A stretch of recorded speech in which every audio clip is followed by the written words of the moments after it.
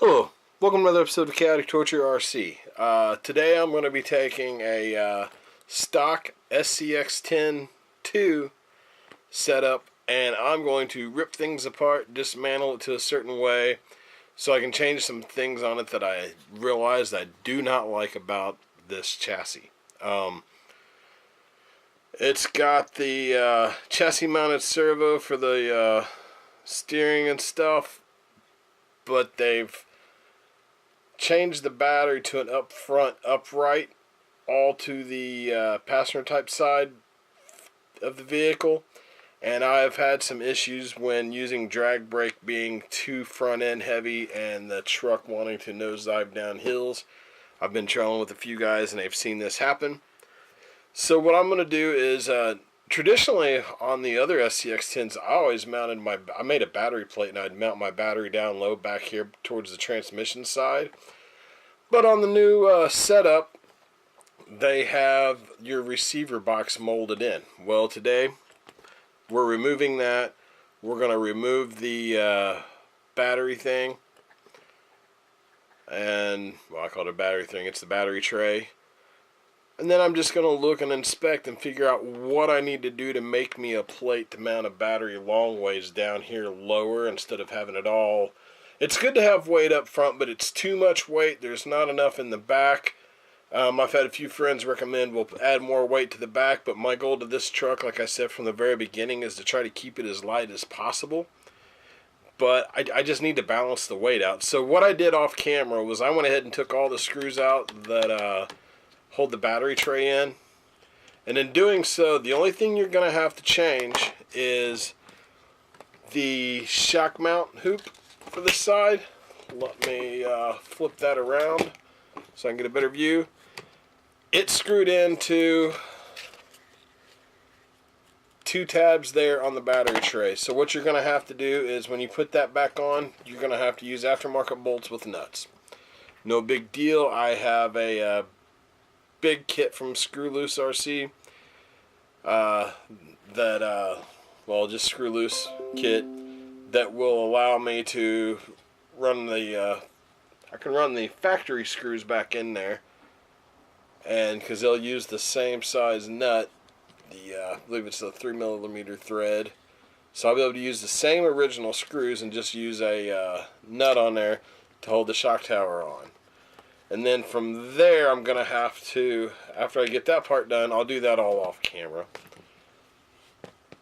I'm going to have to remove this battery box. Well, I want to do it in a way that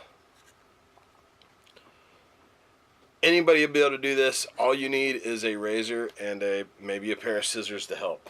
I'm using a box cutter type razor for this, and I'm going to use, I have a pair of scrap, I call these my scrap Lexan scissors because I've used these to cut other things. So now I no longer use them for bodies, but I use them to trim plastic, harder plastics and stuff. What I'm going to do is I'm going to cut this way, then I'm going to score across and then break it off. I did that before recording just to see how it was going to work, and bend over, come out clean right there. Yeah, I could use a Dremel, but I'm doing it this way because not everybody has a Dremel. Or if you're working, it's 1 o'clock in the morning where I'm at while I'm recording right now. So if you've got family members that are asleep, or if your house is close to neighbors. Okay, I just made a cut down there. And always use caution, especially when using razor blades. But what you want to do is hold it at a nice angle up against the plastic and strike back. And there might be a lot of people saying, well, why would you want to get rid of your battery box or your receiver box? Well, it's physically just in the way of the work that I want to do. Okay, that one's a little tight there. So what I'm going to do is I'm going to go ahead and cut this down and get the other side. I might have to get a pair of pliers out to help bend that. But generally these plastics, once you cut into them. I've got a screw here. I'm going to go ahead and remove it real quick. It's one that went through the bottom. I thought I'd removed all the hardware and accessories beforehand.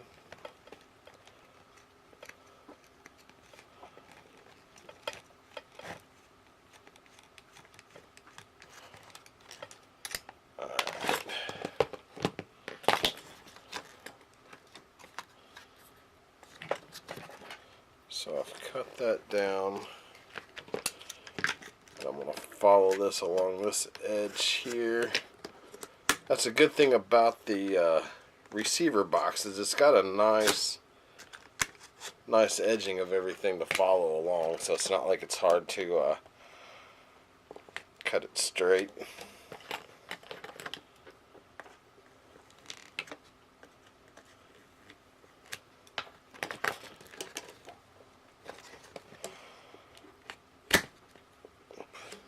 But just like Lexan, you push it a little bit, and where you've scored it, it'll snap clean. I just didn't cut this down enough on this side here.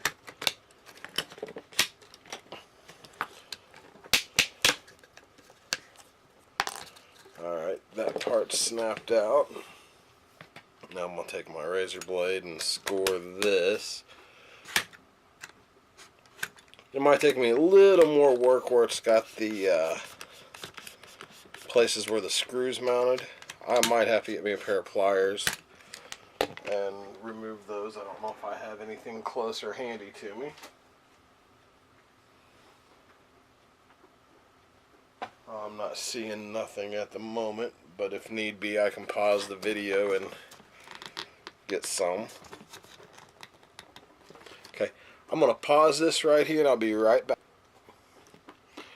Alright, and I'm back. I just went and got a pair of wire cutters. Some people might call them dikes. And they cut right through the plastic really easy there. Now I can twist this around, cut the other post from this side.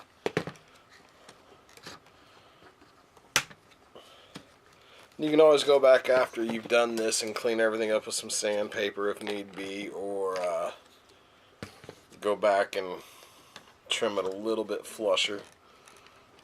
We'll go ahead and just for the post part, break through those with the pliers. But so far I'm working on this part. No power tools. I mean, so it's just real thin plastic. It all cuts easy.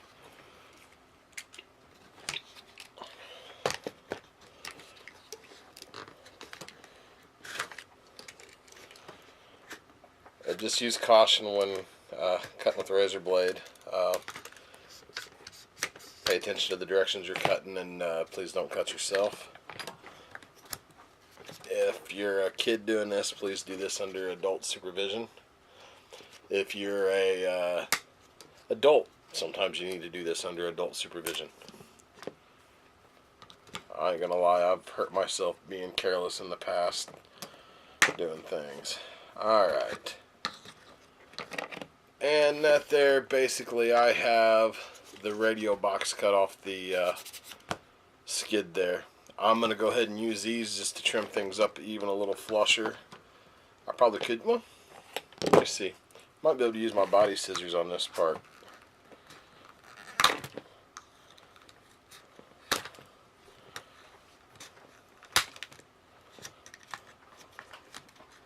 Yeah, the Lexan scissors are doing really good right here. You have to excuse the background noise. I've got a cat, I think, that's playing with something over there. And I'm not going to do this all in one video. I'm going to do this in a series of videos, because once I get this all tore out, I have no idea how I'm making my battery mount for this, because on the other scx10 chassis you had a cross member here.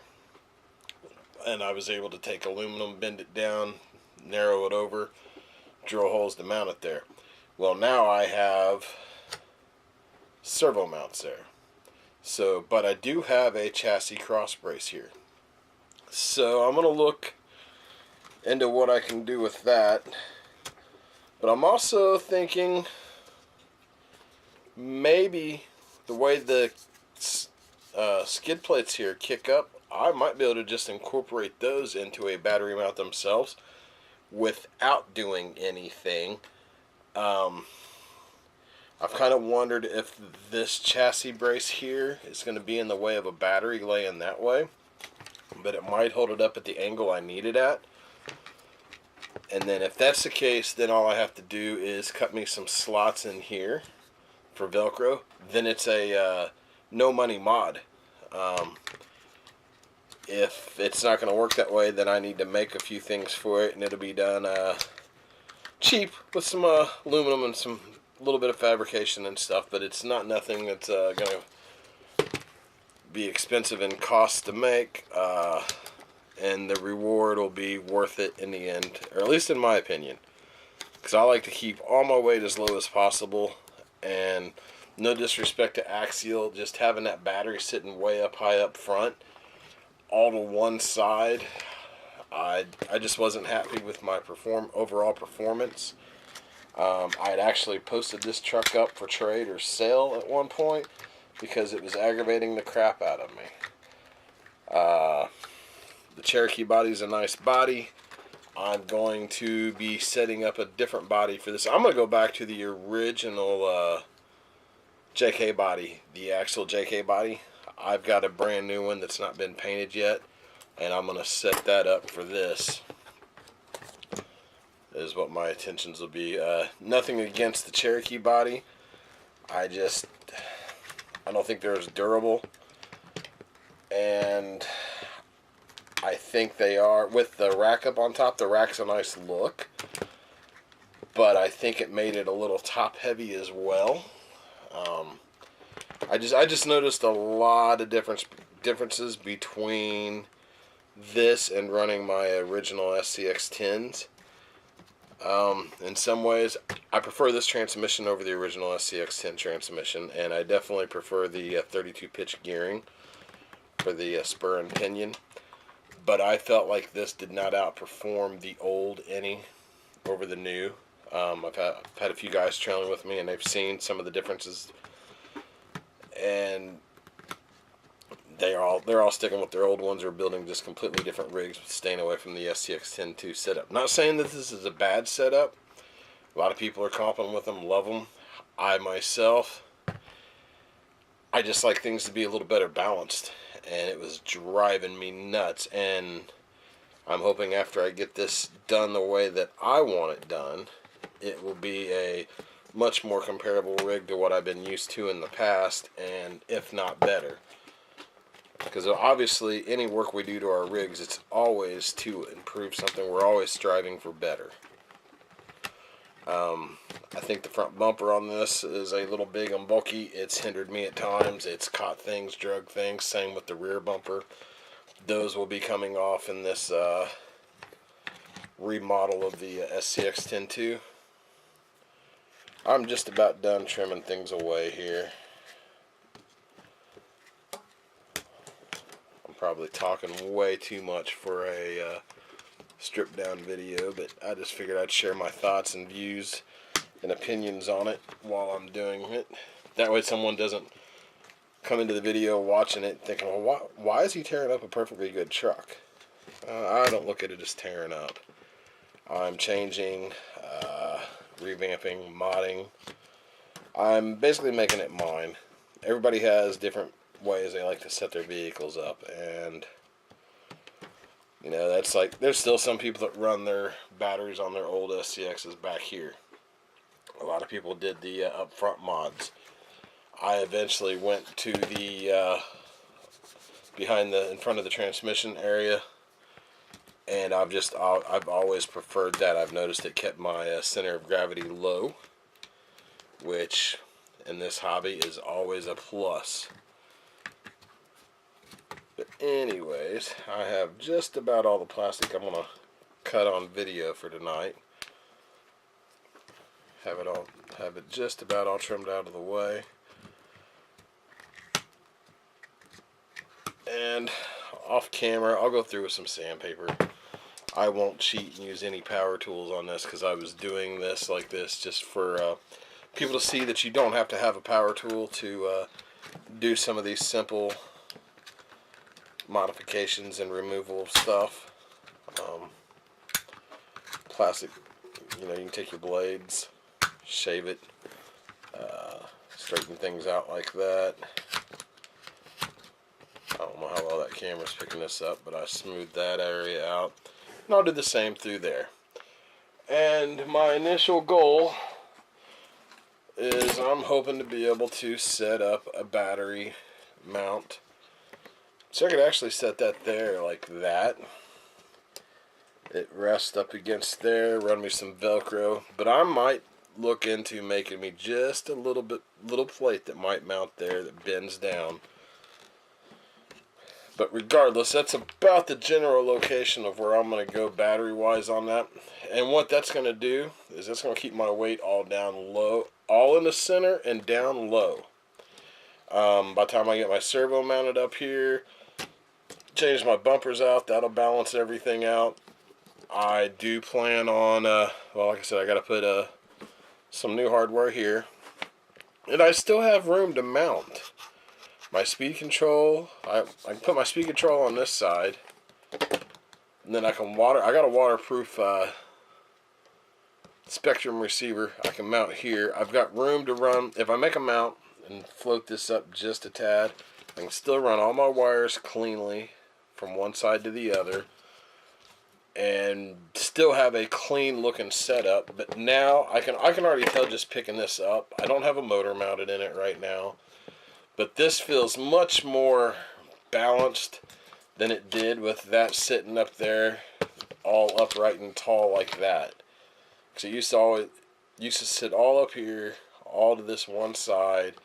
I was noticing my suspension angles were always a little off, especially under high torque situations.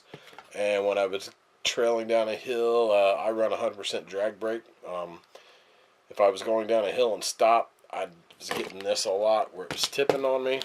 So by moving that there, I can see I'll probably pretty much eliminate that, because I never had any of those issues with my last scx10.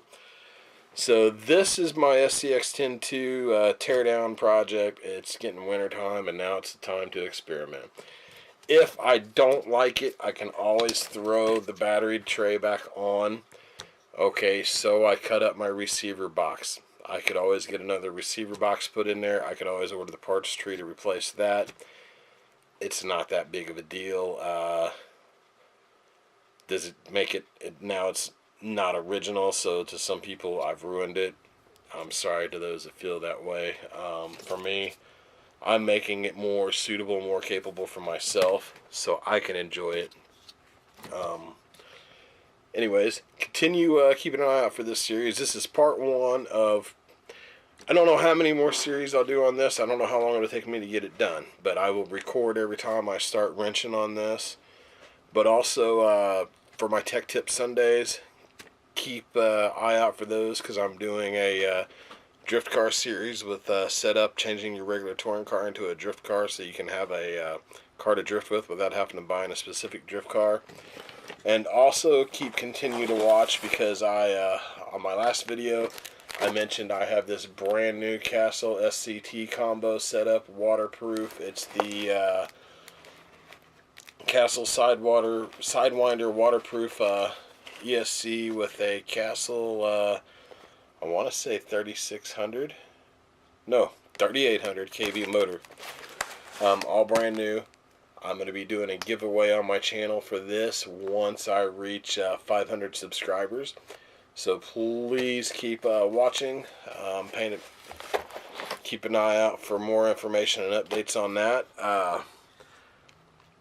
Please comment on this video if you have any questions. If you have any recommendations or any kind of comments at all, positive or negative, please leave them on here.